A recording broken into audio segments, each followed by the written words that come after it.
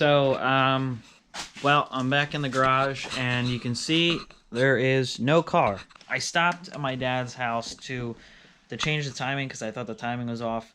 I find out now there was fuel dumping into the secondaries. I went to take the carburetor off quickly, and I had washers underneath the nuts holding the carburetor on, and I think that one of those washers actually fell into the intake.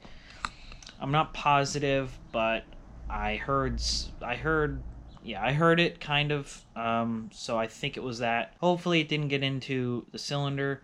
There should be like 2-3 cylinders that are possibly open when the motor's off. So I'm done for today. I left the car there. So actually tomorrow I'll go back and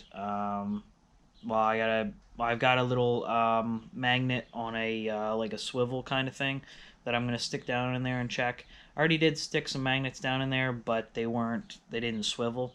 So I'm gonna stick a magnet so I can get all the way in there and see if it comes up on the magnet. If not, well, then I gotta take the intake off and check in where the valves are.